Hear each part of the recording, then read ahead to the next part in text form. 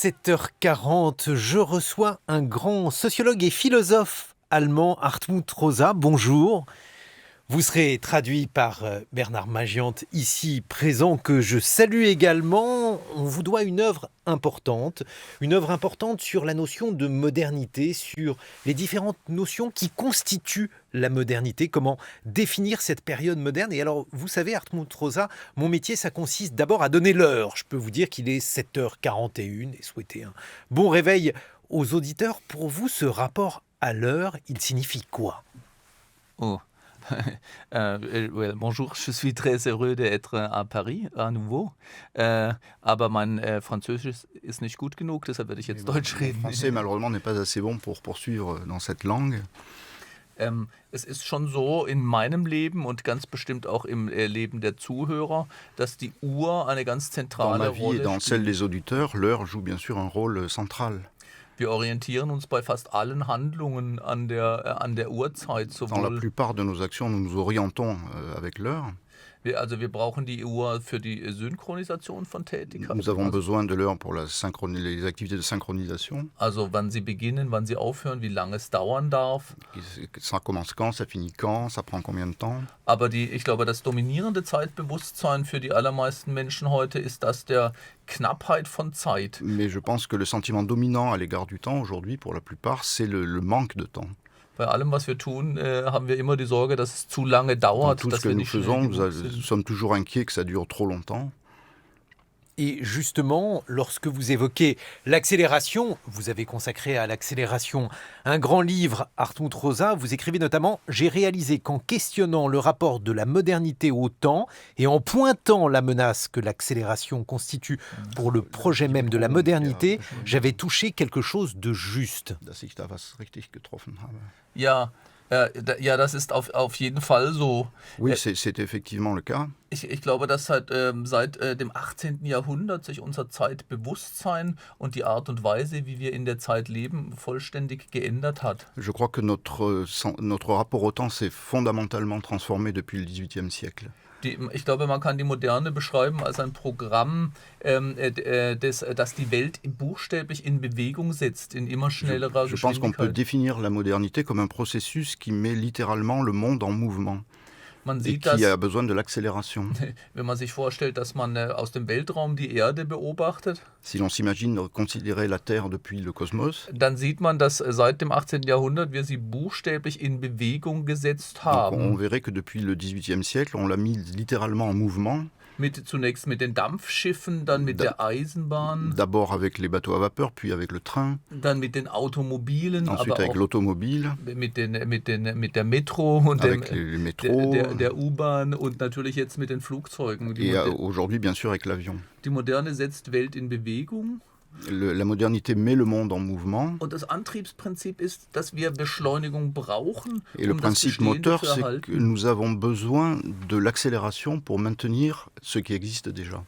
Qu'est-ce qui s'est passé au XVIIIe siècle, Hartmut Rosa ? Qu'est-ce qu'il y a eu comme fait déclencheur pour entrer dans une autre forme de modernité ? Comment pourriez-vous définir le mouvement qui s'est déroulé depuis ? Ich glaube, dass es mehrere Dinge sind, die zusammenkommen im 18. Il y a eu Jahrhundert une conjonction de facteurs depuis cette époque und dann diese Logik in Gang setzen. Also et qui ont mis cette logique en mouvement. es gibt ökonomische Faktoren, die Umstellung auf eine kapitalistische Form des Il y a des Wirtschaftens facteurs spielt eine économiques, Rolle. le passage à une économie de type capitaliste, Aber auch der Staatenwettbewerb nach dem Westfälischen Frieden mais aussi la concurrence renforcée après la paix de Westphalie und ein neues, mit der Aufklärung zusammenhängendes Konzept des guten oder gelingenden Lebens. et le concept qui est lié aux Lumières de la bonne vie ou de la vie réussie. Aber der entscheidende Punkt ist, dass wir die Art und Weise, wie Gesellschaft funktioniert, umgestellt haben. Mais ce qui est décisif, c'est que nous avons transformé la façon dont la société fonctionne. Es reicht jetzt nicht mehr, das Bestehende zu erhalten, Aujourd'hui, il ne suffit plus de conserver ce qui a déjà été acquis, sondern man muss es permanent beschleunigen, verbessern und innovieren. mais il faut sans cesse l'accélérer, le perfectionner et innover. um die Struktur zu erhalten. Man sieht das in der Wirtschaft am besten. Et cela pour conserver la structure elle-même. On le voit très bien dans l'économie, par exemple. Das ist die Diskussion in Frankreich im Moment. Ohne Wachstum, Beschleunigung und Innovation kann man die Arbeitsplätze nicht erhalten, das Gesundheitssystem nicht erhalten, das Rentensystem Ce nicht sont les débats auxquels on assiste en France en ce moment. Sans accélération et sans croissance, on ne peut pas maintenir ni le niveau de vie, ni le système de santé, ni les places de travail, etc. Les emplois, pardon. Mais alors, du coup, cette notion de bonne vie, Hartmut Rosa, comment la définiriez-vous? Et aujourd'hui, est-ce qu'elle ne rend pas le monde plus lointain? C'est d'ailleurs ce que vous dites, notamment dans le livre que vous publiez aux éditions de la Découverte, Rendre le monde indisponible. Ja, ich glaube, dass das kulturelle Programm der Moderne und auch das technische Programm der Moderne auf Verfügbarkeit zielt. Je crois que le programme de la modernité se base sur la mise à disponibilité du monde. Wir müssen sozusagen den Horizont dessen, was wir erreichen können, was wir kontrollieren können, was wir nutzen können, immerzu ausdehnen. Nous devons sans cesse élargir le domaine de ce que nous pouvons atteindre, maîtriser et exploiter. Il faut expliquer aux auditeurs ce que vous voulez dire par indisponibilité. Vous l'expliquez donc dans ce livre. Vous dites qu'il y a un certain nombre de phénomènes que l'on découvre quand on est enfant, par exemple la neige, qui font que nous n'avons pas le pouvoir d'agir sur le monde et que le monde nous est en quelque sorte indisponible. Expliquez-nous, Hartmut Rosa, d'où vient cette notion d'indisponibilité? Ja, das ist nicht ganz leicht zu beschreiben. Ce n'est pas très simple à décrire. Aber ich denke, dass wir als Einzelne, aber auch als Gesellschaft insgesamt die komplette Kontrolle über die Welt gewinnen wollen. Je crois qu'en tant qu'individu, mais aussi en tant que société, nous voulons toujours avoir le contrôle total sur le monde, sur la réalité. Das Programm der Moderne zielt auf technische Verfügbarkeit, auf wissenschaftliche Durchdringung oder Le auch auf programme de la ökonomische. modernité vise la disponibilité technique et la maîtrise de tout. Aber wir stellen fest, dass die Momente gelingenden Lebens immer damit zu tun haben, dass wir mit etwas in Kontakt kommen, was wir nicht völlig kontrollieren. Mais nous constatons aussi que les moments les plus réussis de notre vie sont ceux où nous entrons en contact avec quelque chose que nous ne pouvons pas maîtriser, justement. Weil zum Beispiel, ich komme aus dem Schwarzwald, deshalb weiß ich das, also für viele Kinder, auch für Erwachsene, ist es ein sehr tiefes Erlebnis, wenn es im Herbst oder im Winter plötzlich anfängt zu schneien. Et ça, par exemple, je le sais parce que je viens de la Forêt Noire et c'est une expérience toujours incroyable pour les enfants et même pour les adultes, la première chute de neige. Ja, und Schnee ist ein typisches Beispiel für etwas Unverfügbares, weil wir können es nicht erzwingen. La neige est l'exemple parfait de quelque chose qui est indisponible parce que nous ne pouvons pas la provoquer, nous ne pouvons pas faire qu'elle tombe. Et alors justement, est-ce qu'on ne pourrait pas dire, Hartmut Rosa, que l'indisponibilité, c'est tout simplement le fait que pour le meilleur comme pour le pire, il y a un certain nombre de choses qui nous échappent dans le monde, malgré tous nos efforts, toutes les techniques déployées de contrôle. Es ist nicht einfach so, dass zum Guten oder zum Schlechten viele Dinge uns einfach nicht zugänglich sind. Ja, so ist es. Also der Schnee bleibt nur so lang ein Geheimnis, Oui, c'est ça, la neige reste un secret aussi longtemps que... wie wir ihn nicht haben können. Ich meine, wenn wir ihn in die Hand nehmen, dann schmilzt er und läuft er weg. Oui, Und wenn wir ihn ins pourtant, Haus nehmen, on ne auch. peut pas s'en saisir. Dès qu'on la prend dans la main, elle fond. Und natürlich versuchen wir ihn verfügbar zu machen, indem wir zum Beispiel Schneekanonen bauen. Oui, et bien sûr, on essaie de la rendre disponible en inventant par exemple des canons à neige. Oder wir können auch versuchen, den Schnee in den Kühlschrank zu Ou on haben. peut essayer de la mettre au congélateur. Aber dann hört er auf, diese Qualität zu Mais haben. elle cesse alors d'être de la neige, justement. Elle perd sa qualité première. Deshalb Lebendigkeit entsteht immer da, wo wir auf etwas treffen, was sich uns auch entzieht, was widerspenstig ist. La vitalité, c'est quelque chose qui apparaît justement au moment où nous sommes face à quelque chose qui nous échappe. Est-ce que ça veut dire finalement que le projet qui a été élaboré au XVIIIe siècle, qui est un projet de maîtrise du monde, est un projet qui est condamné à échouer, tout simplement parce que le monde nous est en grande partie indisponible, selon vous, Oui. Hartmut Rosa? Ja, ich glaube, dass es so ist. Und es ist ja Oui, nicht je so. crois qu'il en est ainsi. Und es ist ja erstaunlicherweise nicht so, dass wir die Welt wirklich verfügbar oder beherrschbar gemacht haben. Et en fait, nous n'avons pas réellement rendu le monde disponible et maîtrisable. Sowohl in der Politik als auch in unserem Alltagsleben Que ce stellen soit wir dans la fest, politique ou dans notre vie quotidienne, nous constatons dass wir die Welt nicht mehr berechnen und beherrschen können. que nous ne pouvons pas prévoir et maîtriser le monde. Aber jetzt kehrt Unverfügbarkeit als Monster zurück, ja, als etwas, was uns bedroht und hat gerade nicht mehr diese Qualität des Glücks. Et aujourd'hui, la Unverfügbarkeit. disponibilité nous revient à la figure comme une sorte de monstre qui nous menace. La indisponibilité. L'indisponibilité, pardon. Pourquoi dans le domaine de la politique? Parce que dans le domaine de la politique, on a plutôt l'impression que le projet démocratique, ensuite la réalisation, vous en discuterez, Hartmut Rosa, mais en tout cas le projet démocratique consistait à permettre aux hommes de façonner leur propre histoire. Ja, das ist das große Versprechen der Moderne, dass wir das Leben sozusagen politisch verfügbar machen können. C'était le grand projet de la modernité, c'était de pouvoir rendre la vie disponible à travers la politique. Und ich glaube, in der Politik sieht man, auch in den Schwierigkeiten, die wir politisch haben, das ganze Dilemma der Moderne. Et je crois que dans la politique et dans les difficultés politiques que nous connaissons, on voit tout le dilemme de la modernité. Auf der einen Seite gibt es die Idee, dass wir als demokratische Bürgerinnen und Bürger unsere Gesellschaft gestalten können.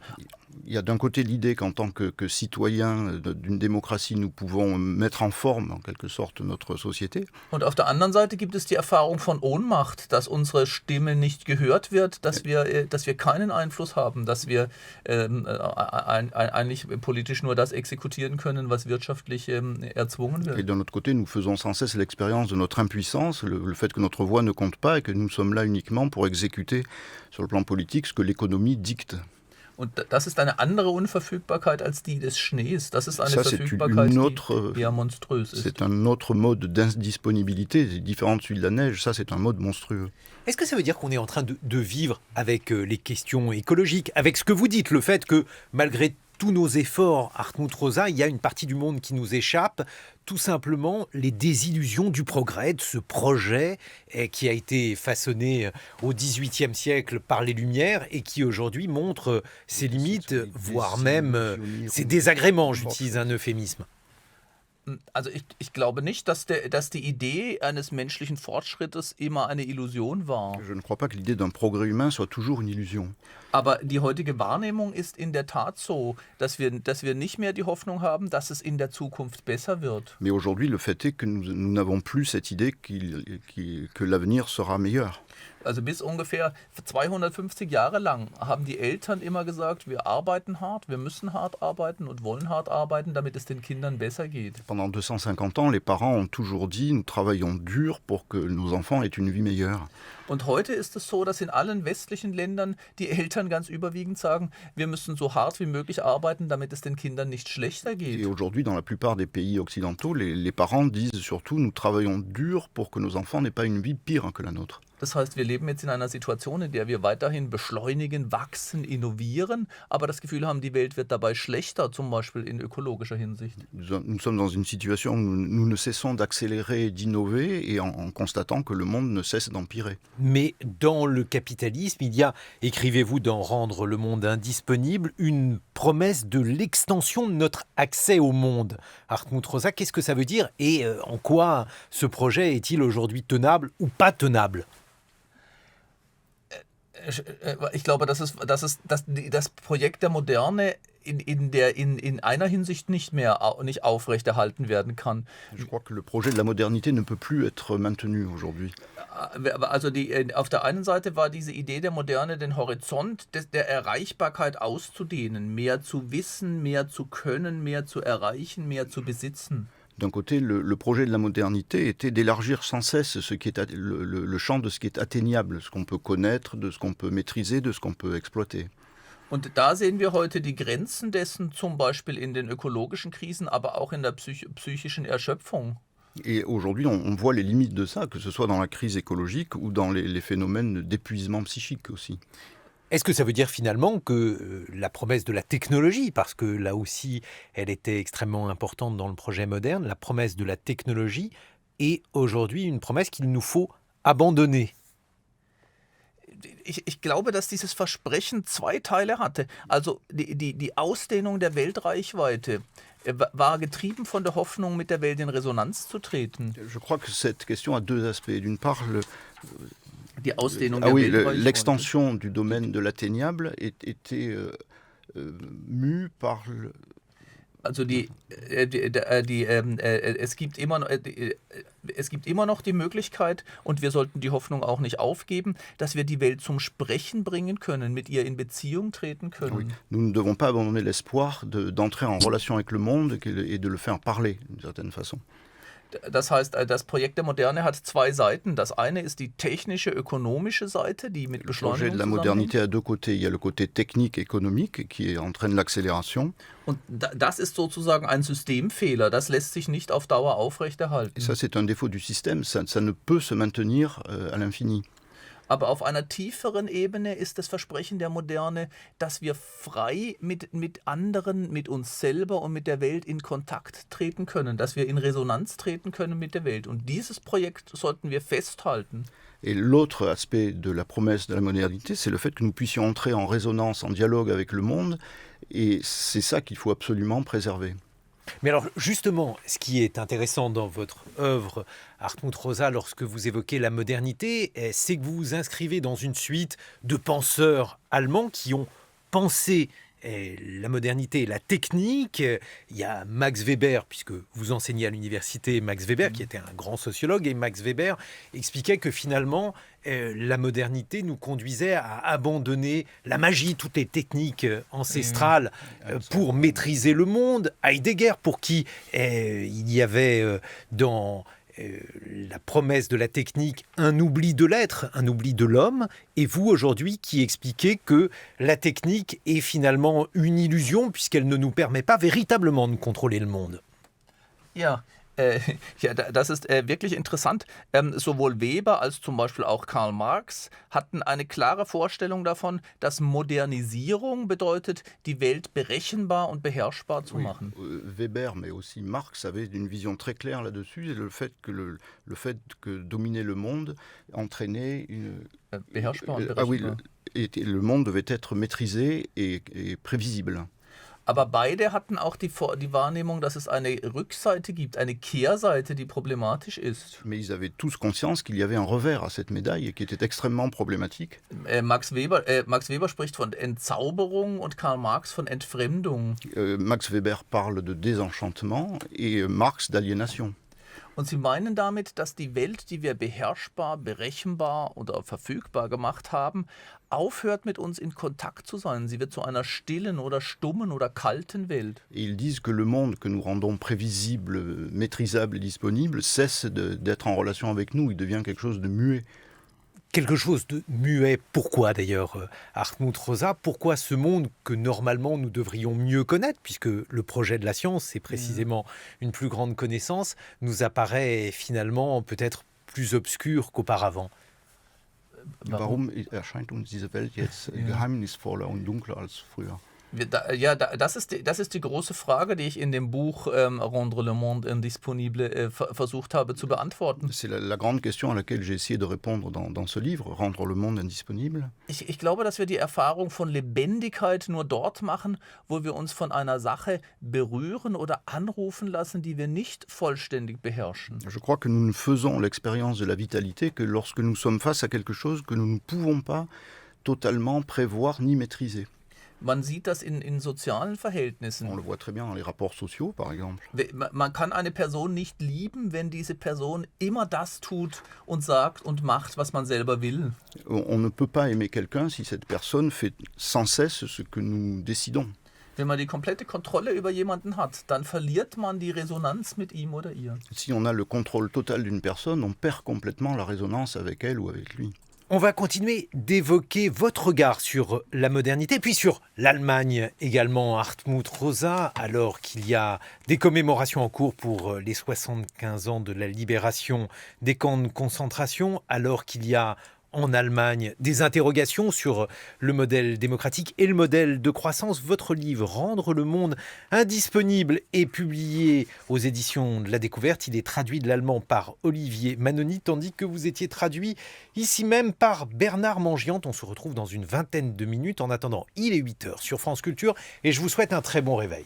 Les matins de France Culture, 7h-9h, Guillaume Erner. Et oui, nous sommes en compagnie du grand sociologue et philosophe allemand Hartmut Rosa. Il publie Rendre le monde indisponible aux éditions de La Découverte. C'est une sorte d'introduction à sa pensée. C'est une pensée riche qui s'inscrit dans une certaine forme de tradition allemande. D'abord parce qu'il enseigne à Iéna, donc il y a un lien avec Hegel, philosophe de la modernité. Il enseigne également à l'université Max Weber, sociologue, pionnier de la sociologie au début du XXe siècle, lequel pensait lui aussi la modernité. Et Hartmut Rosa considère qu'il y a dans le projet moderne une forme d'impasse, une forme d'aporie, car selon lui, l'idée même de contrôler le monde est un projet qui se heurte au fait que le monde est en grande partie indisponible pour l'essentiel. C'est cela qui fonde l'idée que l'écologie devient aujourd'hui une obligation impérieuse. Or,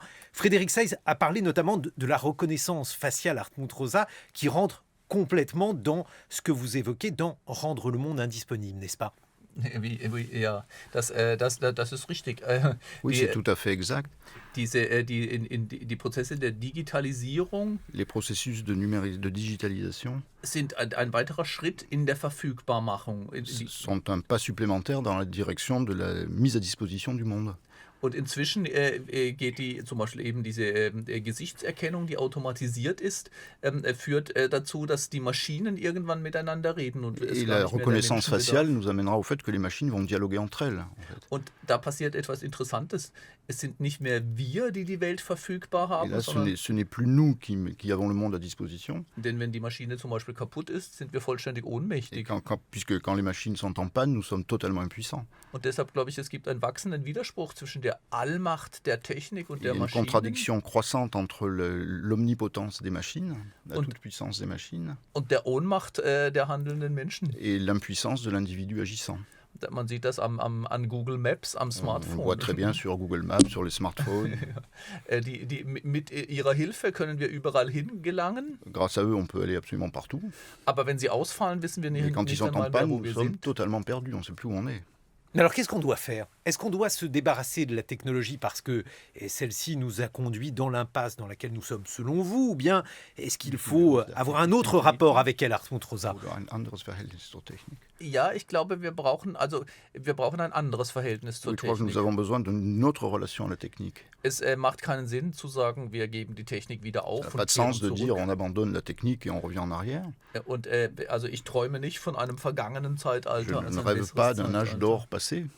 Aber die Art und Weise, wie wir mit der Technik, mit uns selbst und mit der Welt interagieren, Mais la façon dont nous muss sich interagissons ändern. avec la technique, avec nous-mêmes et avec le monde doit changer. Und ich glaube, dass der Weg dorthin tatsächlich darüber geht, dass wir ein anderes Verhältnis zu dem gewinnen, was wir nicht unter Kontrolle Et haben. pour cela, nous devons construire une autre relation avec ce que nous ne pouvons pas contrôler.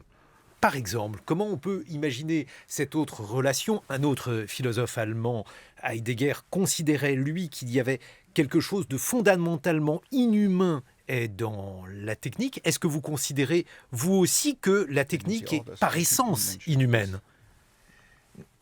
Nein, also ich glaube nicht, dass die Technik selber Non, je ne unmenschlich crois pas ist. que la technique en elle-même soit inhumaine.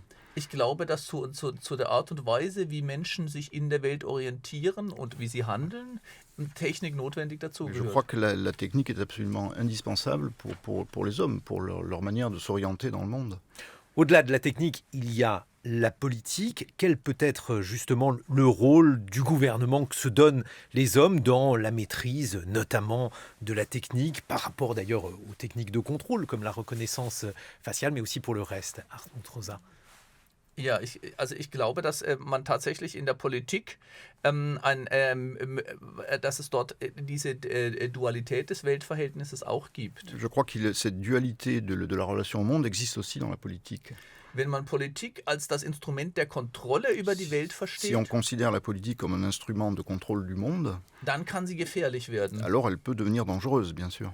In der Radikalität hat man das vielleicht tatsächlich im Zeitalter des Nationalsozialismus gesehen, Le mode le plus radical, on l'a vu à l'époque du national-socialisme. der getrieben war von der Vorstellung, dass alles, was nicht kontrollierbar, was nicht disponibel ist, vernichtet Le werden nazisme muss. était mu par l'idée que tout ce que l'on ne peut contrôler, on doit le détruire. Aber es gibt eine andere Vorstellung von Politik, die man zum Il y a Beispiel bei der une autre Philosophin conception de la politique und die man bei Hannah Arendt que zum l'on Beispiel trouve chez Hannah entwickelt Arendt, par exemple. Für sie ist Politik die Möglichkeit, sich miteinander in Verbindung zu setzen Pour elle, la und Welt neu politique, zu c'est une, schaffen. une façon d'entrer en relation les uns avec les autres et de façonner le monde. Und diese Möglichkeit, Welt neu zu schaffen, Neues hervorzubringen, ist das Gegenteil von Kontrolle. Et cette possibilité de recréer le monde, c'est exactement l'inverse du contrôle.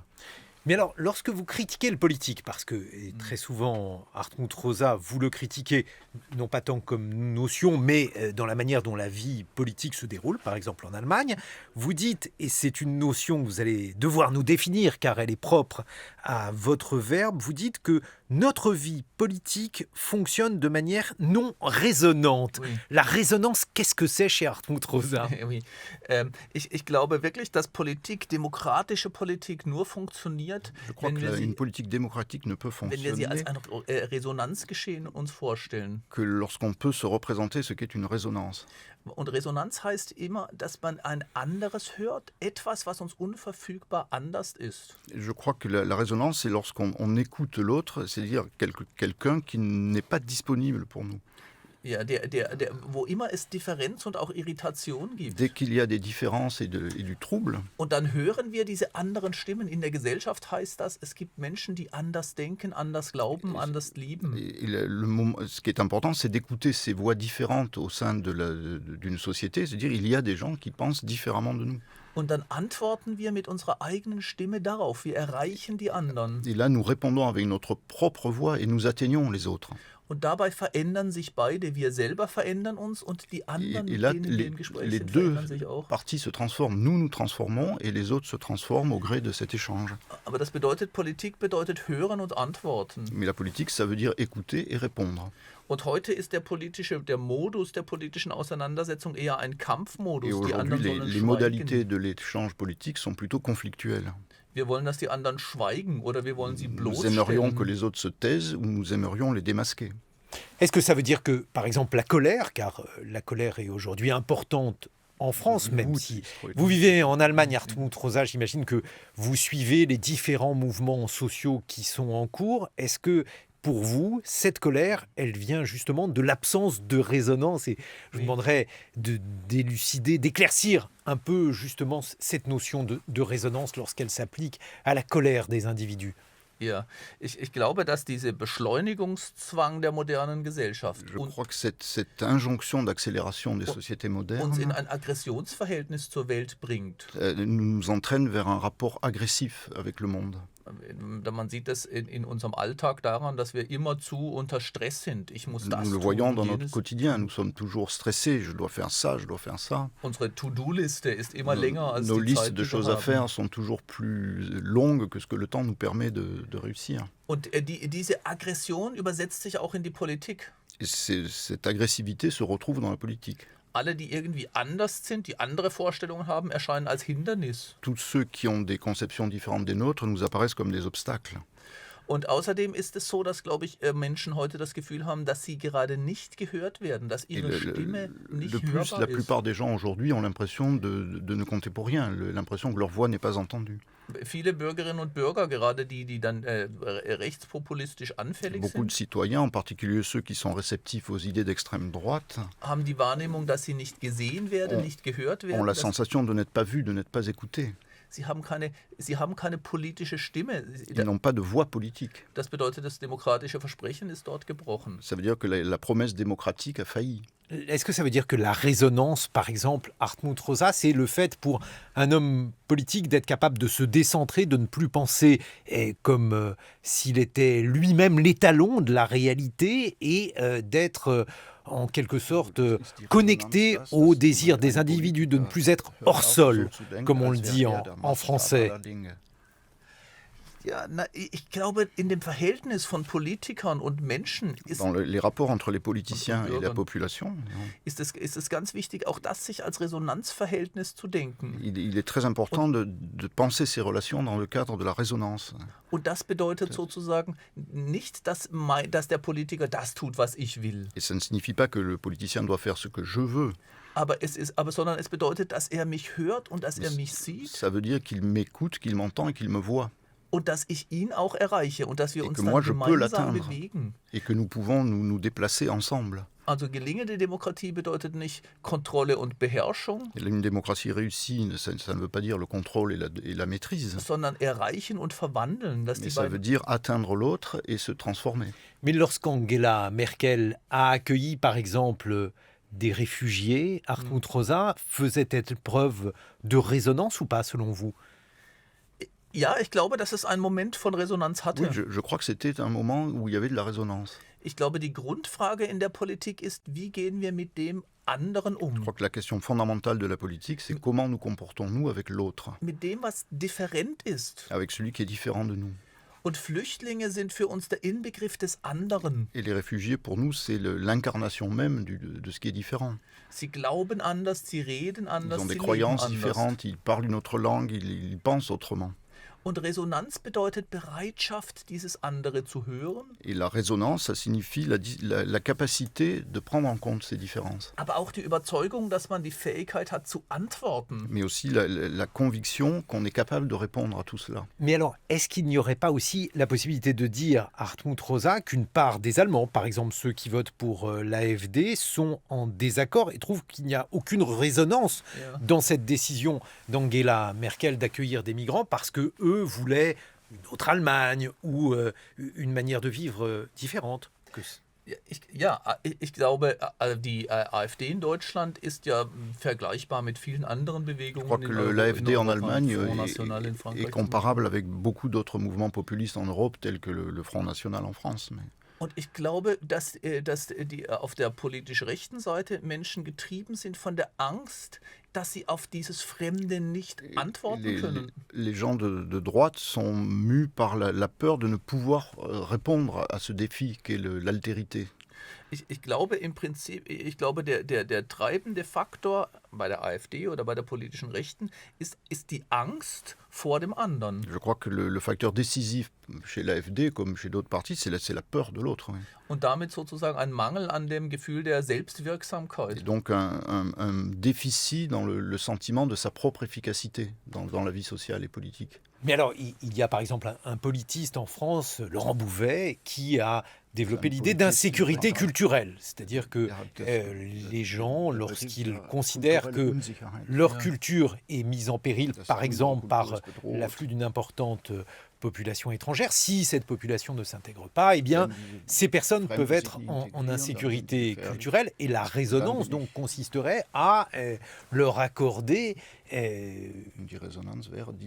une possibilité d'agir par rapport à cela en refusant un afflux massif de migrants. C'est d'ailleurs ce que disent un certain nombre de pays de l'Est, en Hongrie par exemple. Qu'est-ce que vous en pensez, Hartmut Rosa? Ich finde, diese Idee der kulturellen Unsicherheit ist sehr Cette idée interessant. d'insécurité culturelle est très intéressante, effectivement. Es ist ja kein Zufall, dass ein Gegenbegriff, also eine Bewegung gegen Flüchtlinge, sich die Identitären nennt. C'est pas un hasard si le mouvement qui s'oppose aux réfugiés se nomme identitaire, justement. Das ist die Vorstellung sozusagen, dass man eine bestimmte Weise des Lebens geradezu festschreiben muss, dass man sie festhalten Cette muss. idée qu'on voudrait, en quelque sorte, figer un moment particulier de l'existence sociale pour que ça ne change plus. Aber ein solches Einfrieren von Kultur ist ihr Ende, ist das Gegenteil von Mais Resonanz. vouloir congeler une culture, c'est signifier sa mort. En fait, c'est le contraire de la résonance. Eine Kultur ist nur lebendig, ein Volk ist nur lebendig, eine Identität ist stark, wenn sie sich verwandeln kann, wenn sie sich berühren lassen kann und zur Veränderung bereit ist. Une culture n'est vivante que lorsqu'elle est capable de se transformer et lorsqu'elle est atteignable par l'autre et accepte de bouger. 8h36 sur France Culture, nous sommes en compagnie du grand sociologue et philosophe allemand Hartmut Rosa. Il publie Rendre le monde indisponible et aujourd'hui on commémore dans le monde la libération du camp d'Auschwitz. On va écouter un extrait d'un discours d'Angela Merkel, c'était l'an dernier. Écoutez-la. Ces crimes sont et restent partie intégrante de l'histoire allemande et cette histoire doit être racontée toujours et toujours. Pour que nous restions vigilants, pour que ces crimes ne puissent plus se répéter, pour que nous luttions avec résolution contre le racisme et l'antisémitisme sous toutes leurs formes répugnantes. Quelle est la place, Hartmut Rosa, de cet événement historique de la Shoah dans l'histoire allemande selon vous? Comment conserver la mémoire de cet événement? Ich glaube, dass da tatsächlich eine Politik nur gelingen kann, Je crois qu'une politique ne peut réussir wenn sie auch so etwas wie historische Resonanz entwickelt. que si elle développe quelque chose qu'on pourrait nommer une résonance historique. Das Grundprinzip von Resonanz heißt Hören und Antworten. Le principe fondamental de la résonance, c'est écouter et répondre. Und in Deutschland zum Beispiel bedeutet das Hören auf die Erfahrungen von Auschwitz und Et en 1945. Allemagne, par exemple, cela peut se transmettre sous la forme écouter l'expérience d'Auschwitz. Und deshalb versucht die deutsche Politik, und ich glaube, das ist auch richtig so, eine Antwort zu Et geben c'est auf diese pourquoi historische Erfahrung. la politique allemande tente, et c'est très juste, de donner une réponse à ces expériences historiques. Und das zeigt, dass Resonanz nicht Harmonie und Einklang sein muss. La résonance, ça ne doit pas être l'harmonie et la concorde. Weil die Resonanz in der deutschen Geschichte bedeutet, wir antworten in unserer Politik, in unserem Dasein auf die Erfahrung von Auschwitz, indem wir eine andere Zukunft schaffen wollen. Et la résonance dans la politique allemande, ça veut dire nous répondons à l'histoire allemande dans la mesure où nous essayons de dessiner un futur différent. Lorsque la Shoah fut découverte, Hartmut Rosa, il y a eu de nombreuses réflexions pour tenter de comprendre quel lien il y avait entre l'Allemagne, ce pays d'une haute culture, et en quelque sorte, vous êtes le descendant d'Hegel et de cette haute culture allemande, puisque vous enseignez à Iéna. Quel était le lien entre l'Allemagne et l'extermination des Juifs d'Europe? Que diriez-vous sur ce qu'il y a d'allemand ou ce qu'il y a de lié à la culture allemande dans ce qui s'est déroulé pendant la Seconde Guerre mondiale? Ich glaube tatsächlich, dass man in Auschwitz ein radikales Moment von Modernität überhaupt sieht. Je crois qu'on peut voir dans Auschwitz un moment radical de la modernité. Es ist dieser Versuch der vollständigen Verfügbarmachung, der impliziert, dass das, was nicht hineinpasst, was als L'idée, c'est ce moment de la mise à disposition totale, c'est-à-dire ce qui ne... das, was als anders wahrgenommen wird, wird dann exterminiert. C'est-à-dire tout ce qui est perçu comme différent doit être exterminé. Und so, dass die Deutschen in der Shoah und in Auschwitz diesen Gedanken radikalisiert haben, C'est-à-dire que les Allemands, lors de la Shoah et à Auschwitz, ont radicalisé cette pensée, eine Welt zu schaffen, sozusagen, die in einem kompletten Einklang ist, weil alles, was stört, c'est-à-dire un systematisch monde ausgeschaltet wird. qui serait totalement homogène parce que tout ce qui est différent et tout ce qui gêne aurait été éliminé. Und man sieht, dass dieser Versuch nicht in ein Resonanzsystem führt, sondern zu einer totalen, mitleidlosen Erstarrung. Et ce système-là, bien sûr, ne conduit pas à la résonance, mais à un système absolument impitoyable de destruction. Es führt nicht zur Lebendigkeit, sondern zum Gegenteil von Ça Lebendigkeit. ne conduit pas à la vitalité, mais à son contraire absolu. Und deshalb habe ich dieses Buch geschrieben, Rendre le monde Et indisponible. voilà pourquoi j'ai écrit ce livre, Rendre le monde indisponible. Mais alors précisément, est-ce qu'Auschwitz est une conséquence d'une éclipse de la raison, comme le pensent certains, ou bien au contraire un événement qui est en droite ligne avec le projet des Lumières, même si celui-ci aurait été dévoyé dans les camps? Ich glaube, dass die Aufklärung verschiedene Seiten Je hatte. crois que les Lumières avaient différents aspects. Ich meine, wenn man zum Beispiel die Linie der Romantik denkt, die Si gehört on- zur Aufklärung. Si on prend par exemple la lignée des romantiques, qui appartenait aussi aux Lumières, Dann erhält man ein ganz anderes Bild von Moderne und à ce moment-là, on obtient une toute autre image de la modernité und auch von der Aufklärung. Aber et des Lumières aussi. in diesem Aspekt der systematischen Verfügbarmachung von Welt Mais cet aspect de la mise à disposition totale du monde, ist Auschwitz sozusagen nicht der Eclipse, der Verlust von Rationalität, sondern ihre Steigerung. Oui, dans cette perspective-là, Auschwitz n'est pas une éclipse de la rationalité, mais au contraire son apogée. Mais comment expliquez-vous justement qu'il y ait eu une telle importance des philosophes romantiques? Alors ils ne sont pas tous bien connus. En France, Schlegel est un philosophe romantique important. Celui qu'on connaît le mieux en France, c'est évidemment Rousseau. Comment expliquez-vous qu'il y ait un lien entre ces philosophes qui, d'un côté, ont permis de redécouvrir la nature et de l'autre, ont finalement nourri le nationalisme le plus étroit, Hartmut Rosa? Ich meine, natürlich gibt es da gibt es historische Verbindungen. Il y a bien entendu les liens historiques à ce niveau-là. Es gab diese Idee, dass es so etwas wie eine Volksnatur gibt. Also Il y avait l'idée qu'il y a une nature des peuples, d'une certaine façon, mit der man in Resonanz treten kann. avec laquelle on peut entrer en résonance. Aber ich glaube, es gibt eine Verwechslung, eine ideengeschichtliche Verwechslung zwischen dem, was ich Echo nenne und dem, was ich Resonanz nenne. Mais je crois qu'il y a une confusion culturelle entre ce qu'on appelle l'écho et ce que moi j'appelle la résonance. Echo ist die Vorstellung, dass es eine Verstärkung, eine Vervielfältigung des Gleichen gibt. L'écho, c'est l'idée qu'il y a une multiplication de l'identique, en fait. Ich höre mich noch einmal sozusagen. C'est-à-dire, je m'entends une deuxième fois, pour ainsi dire. Und Resonanz ist das Hören einer anderen Stimme, mit der ich mich aber in Verbindung setzen kann. Et la résonance, c'est le fait d'entendre une autre voix avec laquelle je me mets en relation. Und Echo dient der Verstärkung der Identität und Resonanz dient ihrer Transformation. L'écho, ça sert à renforcer l'identité et la résonance, au contraire, à la transformer. Est-ce que vous avez peur que tout cela recommence, Hartmut Rosa, lorsque vous voyez par exemple l'AfD qui prend de plus en plus d'importance en Allemagne? Il y a eu de nombreux actes antisémites. Alors d'un côté, on voit qu'il y a en Allemagne une jeunesse très hostile à ces dimensions totalitaires. Et puis de l'autre, on voit qu'il y a malgré tout une résurgence ou une permanence. Vous êtes inquiet? Ja, ich glaube, dass wir möglicherweise als moderne Welt überhaupt in einer Bewegungsrichtung sind, die sehr problematisch werden kann. Notre monde moderne est engagé dans une direction extrêmement problématique.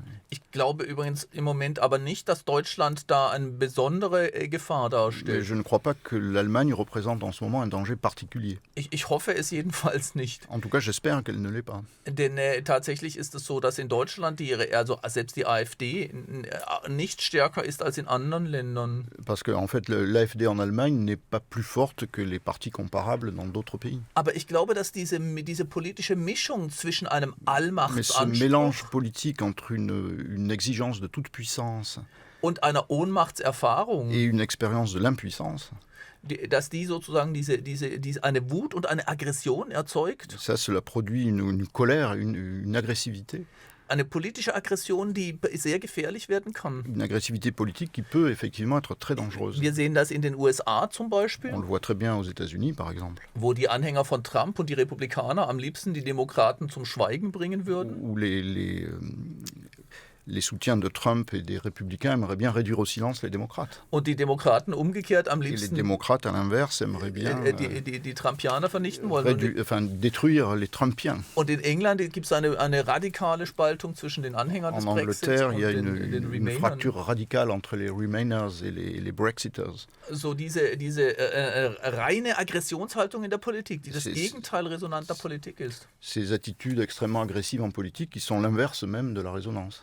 Hat tatsächlich das Potenzial, selbst so radikale Erfahrungen wie Auschwitz zu wiederholen. Oui, il y a là un potentiel de répétition d'événements comme ceux d'Auschwitz. Oui. Hartmut Rosa, Rendre le monde indisponible, c'est votre livre publié aux éditions de La Découverte. Il est traduit de l'allemand par Olivier Manoni, tandis que vous étiez traduit ici par Bernard Mangiante. Je vous présente mes trois camarades qui viennent prolonger cette émission. Aurélien Bélanger, Hervé Gardette et Mathilde Zirel. Bonjour à tous les trois. Mathilde, bonjour. De quoi allez-vous nous parler?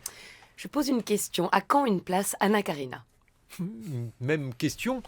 Hervé Gardette, de quoi allez-vous nous parler? Mauvaise nouvelle, il vous reste moins de 2 minutes à vivre, Guillaume. Et enfin, Aurélien Bélanger. Je crois que je confonds Philippe et Manuel Valls. 8h45.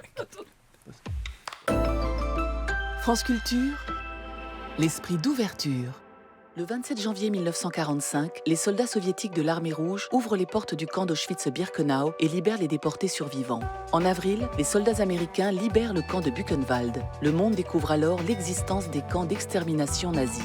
Jusqu'au 30 janvier, France Culture consacre une programmation exceptionnelle au 75e anniversaire de la libération des camps. Rendez-vous dans vos émissions Les Matins, Le Cours de l'Histoire, La Grande Table, Le Temps du Débat, Une Histoire particulière. Il y a 75 ans, la libération des camps, à retrouver sur franceculture.fr. 8h46 sur France Culture, Hervé Gardette. Ce matin, vous nous parlez de la fin du monde, il va falloir faire vite. Ah oui, profitez bien de cette chronique. Avant même qu'elle ne soit terminée, la planète aura fait pchit, la fin du monde aura eu lieu, car il ne nous reste plus que 100 secondes, un peu moins à présent, avant l'apocalypse. Chaque année, à la même date, la Doomsday Clock, littéralement l'horloge du jugement dernier, rend son verdict. Elle calcule le temps qui nous sépare de notre autodestruction. Ceux qui en gèrent le mécanisme ne sont pas des illuminés millénaristes, mais des scientifiques, c'est dire si c'est sérieux. Alors est-il nécessaire de préciser qu'il ne s'agit pas d'une véritable horloge, mais d'une allégorie. Le but est moins de calculer le temps qu'il nous reste effectivement à vivre que de représenter de manière symbolique l'ampleur des dangers qui nous menacent. Plus les aiguilles se rapprochent de minuit, plus la situation est grave et désespérée. L'horloge n'a pas attendu le réchauffement climatique pour voir le jour. L'idée date de 1947. On la doit à une revue scientifique américaine spécialisée dans les questions liées aux armes nucléaires. C'est le début de la guerre froide, en pleine escalade. J'ai la bombe, la mienne est plus grosse, oui mais moi j'en ai plus, etc. etc. En 1953, la tension est telle entre l'Ouest et l'Est que l'horloge marque 23h58 à 2 minutes de la fin du monde. Elle ne s'en était jamais rapprochée davantage depuis, jusqu'à cette année. Il est désormais 23h58 minutes et 20 secondes, nous ont appris hier après-midi les horlogers de l'Apocalypse lors de leur cérémonie annuelle à Washington. À 1 minute 40 de la fin donc, en raison de 2 menaces persistantes, les tensions autour du nucléaire et le dérèglement climatique. Alors pour les scientifiques à l'origine de ces savants calculs, la Doomsday Clock aurait pour vertu d'alerter le grand public et de l'inciter à faire pression sur les dirigeants politiques. Eh bien, ma théorie, Guillaume, c'est qu'ils nous prennent un peu... C'est un scandale. qu'ils nous prennent un peu pour des imbéciles. D'abord parce que si véritablement le procédé était efficace, on en aurait vu le résultat depuis 1947. L'horloge est vieille de plus de 70 ans désormais. Le nombre de puissances nucléaires se comptait au départ sur les 2 doigts d'une seule main. Elles sont désormais près d'une dizaine. Pour ce qui est de faire pression, on repassera. Ensuite parce que la méthode utilisée est assez infantilisante. Passons sur le cérémonial de l'annonce, un peu ridicule. L'horloge est cachée sous un voile. Tadadam, le voile tombe, le cadran et les aiguilles apparaissent. Mais c'est surtout la simplicité du message qui confine à la condescendance, comme si nous étions encore à la maternelle. Alors là, les enfants, vous voyez, la grande aiguille est ici, mais si elle va jusque-là, la Terre va être très très triste. En 2020, on est peut-être capable d'assimiler des messages un peu plus complexes. À moins qu'il s'adresse le message avant tout aux journalistes, ce qui pourrait expliquer qu'il soit aussi sommaire. Oui, car il est assez stupéfiant de constater la façon dont les conclusions annuelles de cette horloge de la fin du monde sont reprises sans la moindre distance critique dans la plupart des médias. Nous sommes à 1 minute 40 de la fin du monde ? Ok, d'accord, je le note. Comme quoi, il suffit que les collapsologues ne parlent pas de collapsologie pour être pris au sérieux. Il y aurait pourtant bien des questions intéressantes à poser à nos amis horlogers. Si la fin du monde a lieu à minuit, est-ce que cela signifie que le début du monde commence à 0h et 1 seconde ? Depuis que l'horloge existe, il n'a jamais été plus tôt que 23h43. C'était en 1991, après la fin de l'URSS, le danger s'éloignait. Mais imaginons qu'elle remonte, par exemple, jusqu'à 22h10. Ça signifierait quoi ? Que nous sommes débarrassés des armes nucléaires, et à 19h35, que nous avons atteint la neutralité carbone, et à 8h45, à l'heure où démarre cette chronique, le monde ressemblerait à quoi à 8h45, c'est-à-dire plus de 15 heures avant l'apocalypse. Y aurait-il encore des humains sur Terre ? Ça fait peur, non ? J'aime pas la fin du monde. On va demander à Hartmut Rosa s'il aime la fin du monde.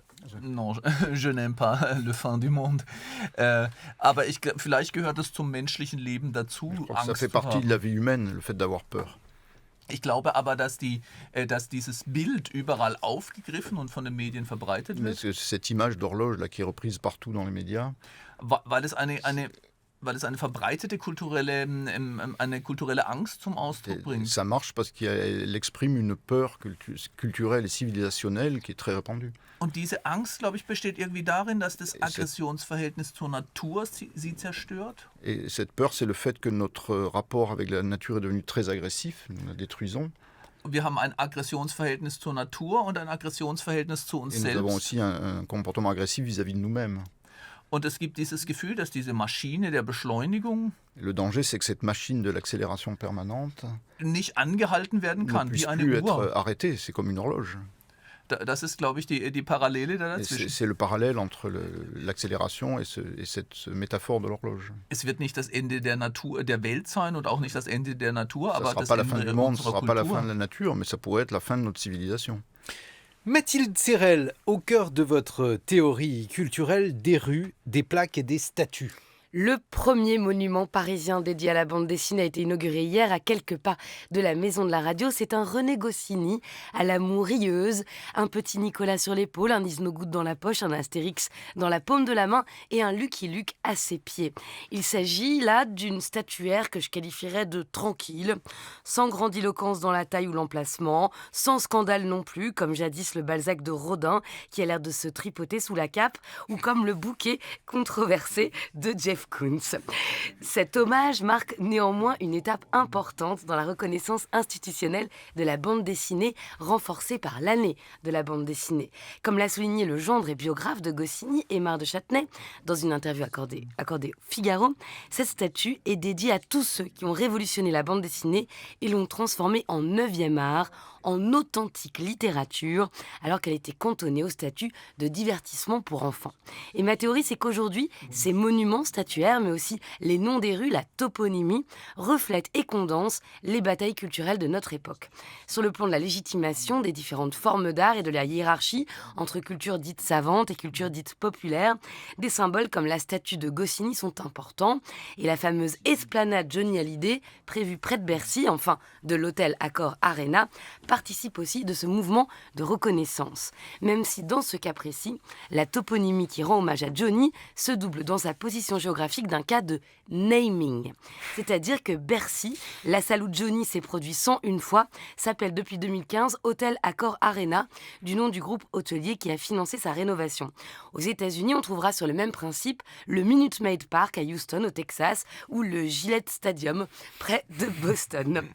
Les noms des lieux charrient un imaginaire collectif et en faire des banderoles publicitaires constitue aussi un enjeu entre public et privé dans les batailles de la culture. Autre enjeu, la parité toponymique. C'est ainsi qu'elle est désignée au Canada comme un objectif à atteindre. En France, tout le mouvement pour la reconnaissance des femmes qui ont, elles aussi, fait l'histoire, se double d'un combat pour voir les noms de rues porter cette empreinte. En mars dernier, le collectif Nous Toutes a ainsi collé 1400 affiches portant des noms de femmes, comme la cinéaste Chantal Akerman, dans les artères parisiennes.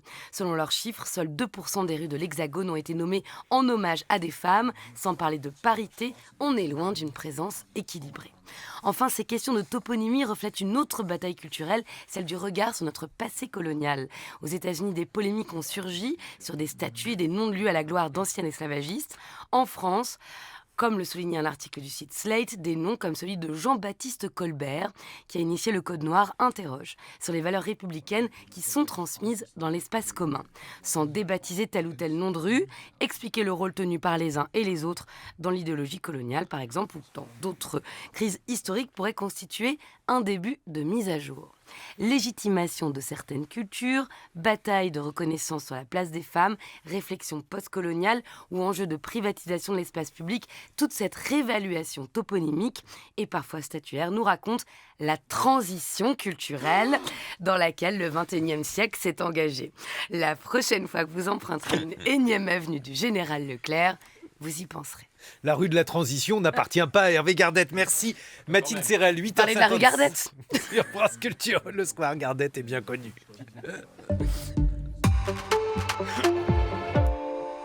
Il y a aussi la brasserie Bélanger, mais là, c'est plutôt la conclusion d'Aurélien Bélanger. Nous vous On ne écoutons. peut pas parler de cette brasserie Bélanger, ils m'envoient des lettres, ils sont fâchés. Je n'ai pas volé d'assiette, en fait, j'ai menti. Je n'ai jamais été vraiment lecteur de Charlie Hebdo. Mon truc, c'était Le Grand Duduche, je le lisais chez ma grand-mère, il tombait en morceaux, mais c'était assez pour tomber à mon tour amoureux de la fille du proviseur et pour m'imprégner de toute la contre-culture des années 60 et 70.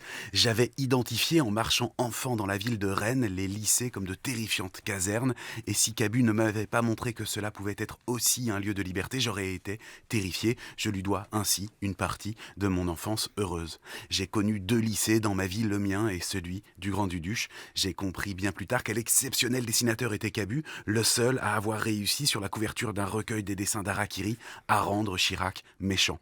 J'ai souvent constaté, en revanche, que les lecteurs de Charlie Hebdo avaient quelque chose de sentencieux et de pénible, très loin de cette finesse de trait. Le Charlie Hebdo de la fin des années 90, du début des années 2000, cela reste pour moi le lieu où une certaine gauche est devenue méchante, pompeuse et didactique, le fanzine officiel des baby-boomers qui avaient bien rigolé, mais qui avaient maintenant envie que les rires s'arrêtent. À la limite, pourquoi pas? Mais pour un journal satirique, c'était un peu ennuyeux. J'ai écouté samedi dernier le début de Réplique. Finkielkraut a lancé son sujet, la place de l'humour dans la France d'aujourd'hui, et annoncé ses invités Frédéric Becbédé et Philippe Val. Meilleur lancement de tous les temps. Invité Philippe Val pour parler de l'humour, j'ai éclaté de rire très sincèrement et j'ai coupé la radio avec le sentiment très net d'avoir entendu la meilleure blague de l'année. J'associe le Charlie Hebdo de ces années-là à un client fidèle de la librairie où je travaillais. Il arrivait tous les mercredis avec son journal plié et il me le prêtait quand j'étais à la caisse. Je le retournais pour découvrir les fameuses couvertures auxquelles nous avions échappé et toujours, nous tombions d'accord, Monsieur Camin et moi, elles étaient plus drôles que la couverture choisie, et c'était peut-être rien, mais cela relevait obscurément d'un problème éditorial sous-jacent. Mais déjà, Monsieur Camin avait disparu dans le petit coin philo de la librairie, où il avait repéré la moustache d'Ignacio Ramonet, qu'il allait invectiver sur le traitement par le monde diplomatique de la crise irakienne. De là à faire de Charlie Hebdo un organe néoconservateur, peut-être pas, mais je ne vois pas ce que le Grand Duduche allait faire là-dedans.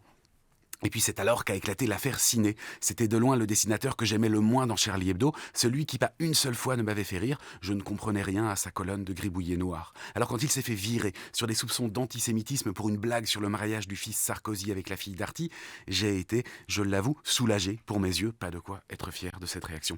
J'avais lu cependant, en la trouvant peu compréhensible, la lettre de licenciement de Val à Ciné sur une plage de Vendée en juillet 2008. Mon ami Thomas Lévillane, peintre et grand amateur comme moi de Cabu et d'Honoré, achetait alors Charlie Hebdo et je le lui avais emprunté. Quelques mois plus tard, il devait faire une grande peinture de ses amis sur la plage, dont moi, qui tenais à bout de bras les explications de Philippe Val pour se faire un peu d'ombre. Philippe Val comme une sorte d'énorme éclipse. Quand il a été demandé à chaque Français de descendre dans son fort intérieur et de dire si oui ou non il était Charlie, cette affaire, ainsi éternisée m'est revenue, ainsi que les pénibles explications du Philippe Val d'alors sur cette affaire, tellement année 2000, entre présence exacerbée de la question palestinienne dans les médias français, il n'y a qu'à la comparer avec le traitement contemporain de la question ouïghour, et soupçon un peu dégueulasse de sécession massive des banlieues de l'islam, comme on disait, assez dans l'air. Comment Charlie s'était retrouvé là-dedans, et un temps associé dans les manifestations qui avaient suivi l'attentat à des forces de police qui avaient si nettement échoué à le défendre, mais j'avais été Charlie, et il en existait une preuve irréfutable. Par contre, je ne suis pas certain, en revanche, c'est tout le paradoxe que le Charlie d'alors l'était vraiment. Merci Aurélien Bélanger, 8h59 sur France Culture. Merci beaucoup Hartmut Rosa d'avoir été avec nous ce matin. Rendre le monde indisponible, c'est votre ouvrage publié aux éditions La Découverte. Il est traduit de l'allemand par Olivier Manoni. Merci à toute l'équipe des matins. Pauline Chanu, Elodie Piel, Mayouen Guiziou, Léa Capuano, Louison Carouet, David Jacoboviez, Nicolas Paumet, François-Charles Domergue, Thibaut Nassimbin et Cindy Legrumelec.